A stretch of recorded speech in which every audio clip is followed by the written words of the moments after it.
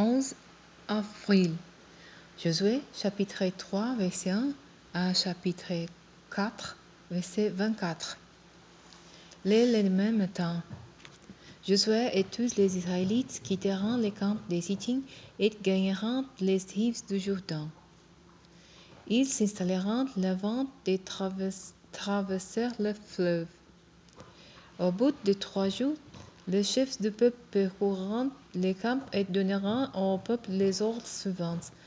Quand vous verrez les prêtres lévites emporter les coffres de l'alliance de l'Éternel votre Dieu, vous quitterez les lieux où vous êtes installés et vous les suivrez. Vous maintiendrez entre vous et les coffres de l'alliance en distance d'1 kilomètre. Vous ne vous en approcherez pas plus. Ainsi vous saurez quel chemin emprunter, car vous n'avez encore jamais fait ce trajet. Josué dit au peuple: Purifiez-vous, car demain l'Éternel fera des prodiges au milieu de vous. Aux prêtres, il dit: Prenez les coffres de l'alliance et marchez en tête du peuple. Ils porteront les coffres de l'alliance et marcheront devant le peuple. L'Éternel dit à Josué: Aujourd'hui même, je commencerai à tenir aux yeux de tout l'Israël pour qu'ils sachent que je serai avec toi tout comme je l'étais avec Moïse. Donne aux prêtres qui portent les coffres de l'alliance l'ordre suivant: dès que vous aurez atteint les bords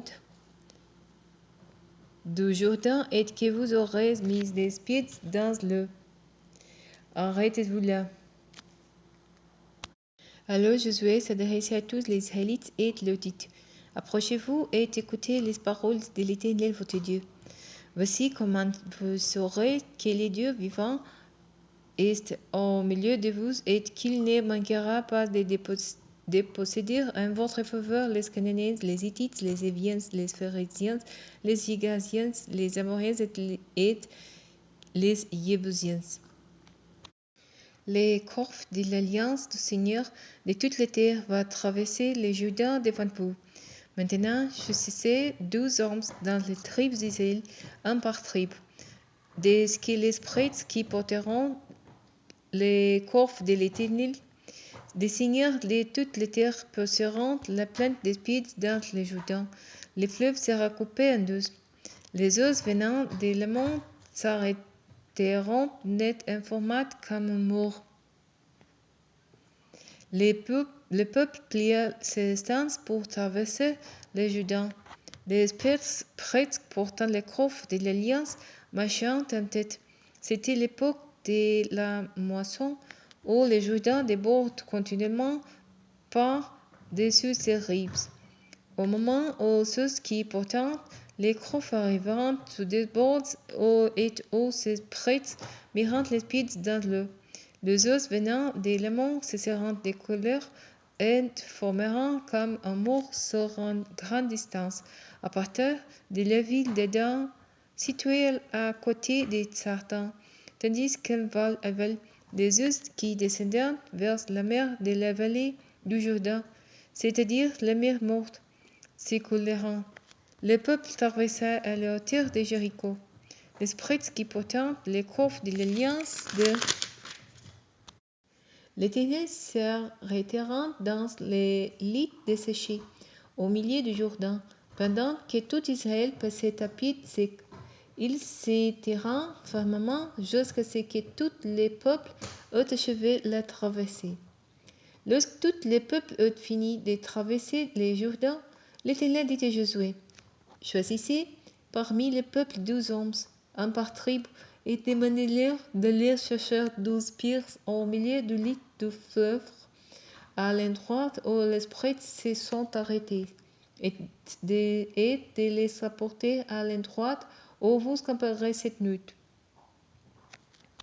Josué appela les 12 hommes qu'il avait fait désigner parmi les Israélites, un par tribu, et il leur dit: Passez devant les coffres de l'Éternel votre Dieu, étalés au milieu du Jourdain. que chacun de vous y ramasse une pierre et la charge sur son épaule, pour qu'il y en ait une pour chaque tribu d'Israël. Ces pierres resteront comme un signe au milieu de vous.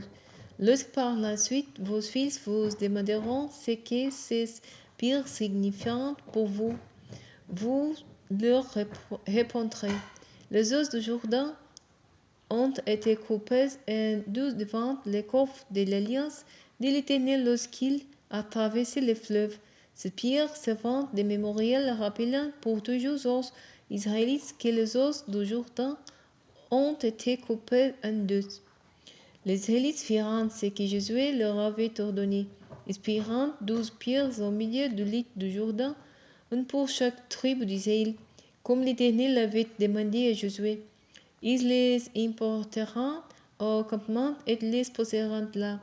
Josué régit aussi 12 autres pierres au milieu du lit du Jourdain, à l'endroit où les prêtres qui portaient les coffres de l'Alliance avaient posé leurs pieds, et ils y sont restés jusqu'à ce jour.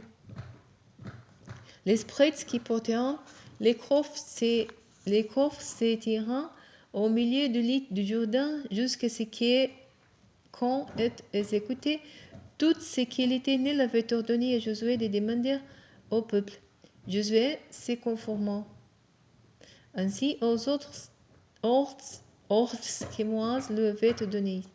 C'est rapidement que le peuple traversa le fleuve. Lorsque tout le monde eut passé de l'autre côté, les coffres de l'Éternel portés par les prêtres reprirent la tête du peuple. Les hommes des tribus de Ruben, de Gad et de la demi-tribu de Manassé marchèrent en ordre de Bethel en tête des autres Israélites, comme Moïse le leur avait demandé. Environ 40 000 soldats armés équipés pour la guerre s'avancèrent pour les combattre devant l'Éternel en direction des plaines de Jéricho. Ce jour-là, l'Éternel honora Josué aux yeux de tous les Israélites, et ils les craignirent comme ils avaient craint Moïse durant toute sa vie. Ensuite l'Éternel dit à Josué: ordonne aux prêtres qui portent les coffres contenant l'arc de l'Alliance de sortir du milieu du Jourdain. Josué donna cet ordre aux prêtres: sortez du milieu du Jourdain. Dès que les prêtres qui portent les coffres de l'Alliance de l'Éternel auront quitté le lit du fleuve et posé les pieds sur la terre ferme, les eaux du Jourdain revirent à leur place et se mirent à couler comme auparavant le long de ces berges. C'est le 10e jour du premier mois que le peuple traversa le Jourdain. Ils établirent leur camp à Gilgal, à la limite orientale de Jéricho. C'est à Gilgal que Josué fit érigir les 12 pierres ramassées dans le lit du Jourdain. Puis il dit aux Israélites: lorsque plus tard vos descendants demanderont à leurs pères que ce sont ces pierres, vous leur expliquerez comment le peuple d'Israël a traversé le Jourdain à pied sec, parce que l'Éternel votre Dieu a asséché les lits du fleuve devant vous jusqu'à ce que vous l'ayez traversé, tout comme il avait asséché la mer des Ossos devant nous pour que nous la traversions. Il a agi ainsi pour que tous les peuples de la terre sachant combien grande est sa puissance et pour que vous-mêmes vous craigniez l'Éternel votre Dieu pour toujours.